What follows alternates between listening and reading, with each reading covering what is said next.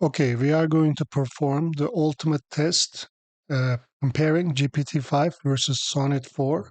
Now, I do want to say this is going to require these models to search and learn how to implement Gemini's new multi-speaker speech generation API. So this is going to be an interesting one.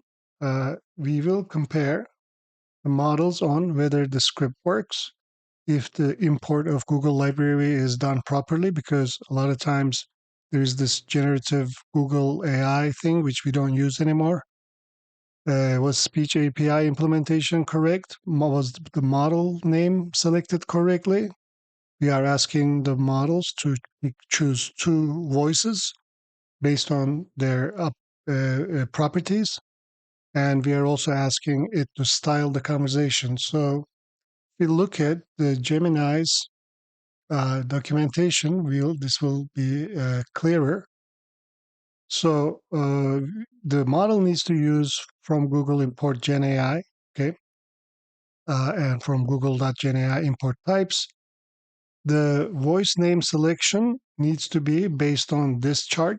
We are asking for an upbeat voice and a mature voice. There's only one. And we are also asking it to style the speech, which needs to be done in the prompt itself. So all of this is available in Google's documentation, and none of the models know how to implement this within their knowledge base. So this is an interesting example. We are asking it to build a simple script which uses Google Gemini API's legal speech generation, simple dialogue text between two people using multi-speaker speech generation, include styling guides for each speaker, pick an upbeat voice and a mature voice for the other. Simply convert the dialogue to speech and save the file.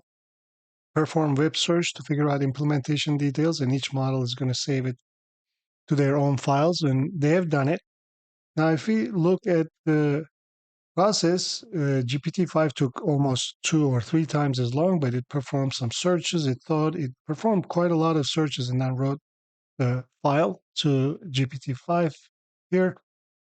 Whereas Sonnet-4 performed 2 searches and then immediately wrote the code. So now let's take a look. GPT-5 uses the correct imports. Now we'll do this. Does it work at the end? So imports. GPT-5 correctly finds the right import, and Sonnet does not. It still goes to the old version.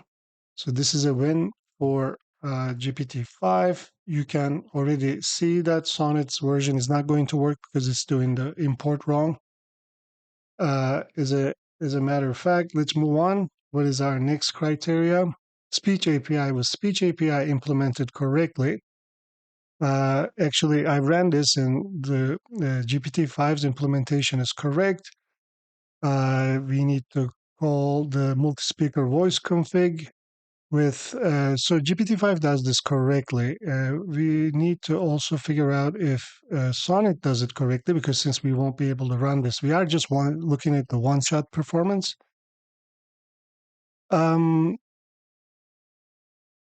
it is difficult to tell. Okay, it's calling GenAI.generative model.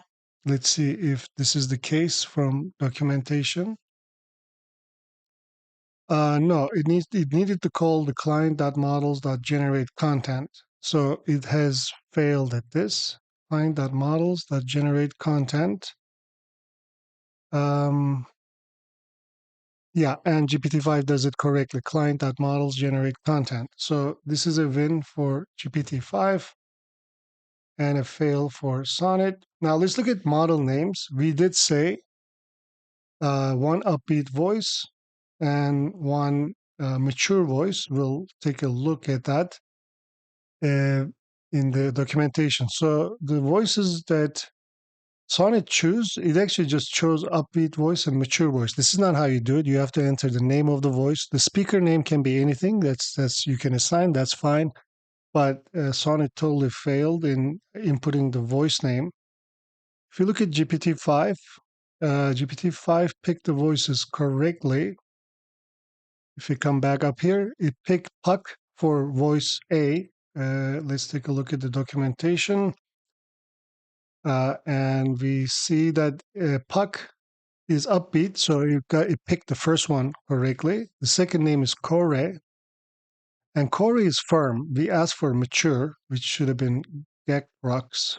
Uh, but firm is kind of like mature, but essentially it failed in one of them. So we can do something like this. It did one of them correctly, one of them wrong, but Sonnet failed on both of them. Uh, yeah, voice selection. Sorry. Yeah, let's move this here. Model name. Did they pick the right model? The model that was supposed to be used is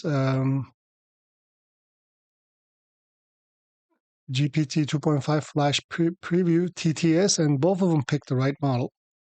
This is GPT-5, and this is Sonnet-4, so they both succeeded in that.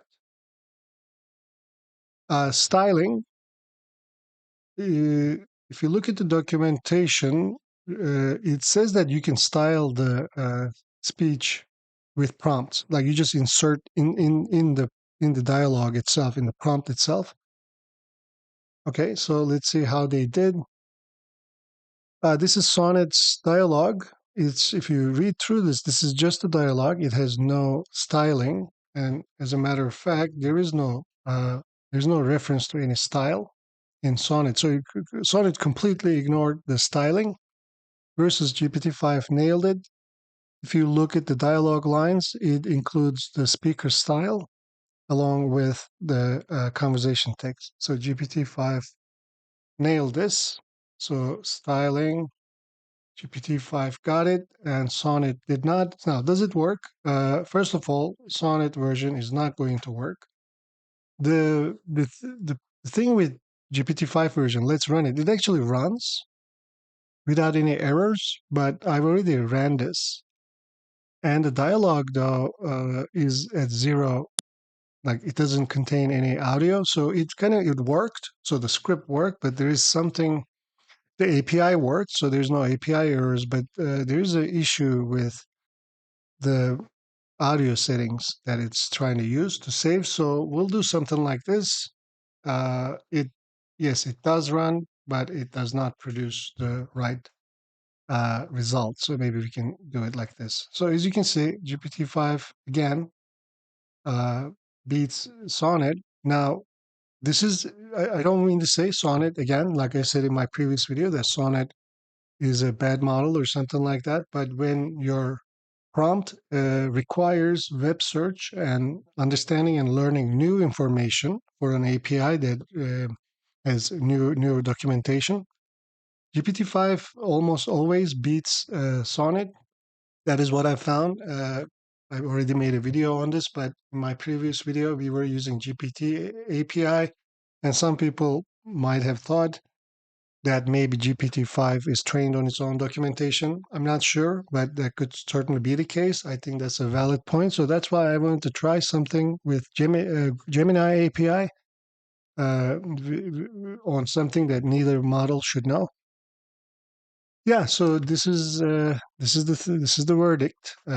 Also, I would like to encourage you to go to my Patreon page and take a look around. I have over 400 plus interesting LLM powered apps. If you do decide to become a patron, you can download them. I also make exclusive videos there, and once a week on Sundays, meeting with all my patrons. I also offer consulting services. If you go to membership details, you can see if you need any help with your apps or just would like to talk to me, you can actually do that. And the link for that will be in the description or in the comment, depending on where you're watching this from. Okay, thank you for watching and take care.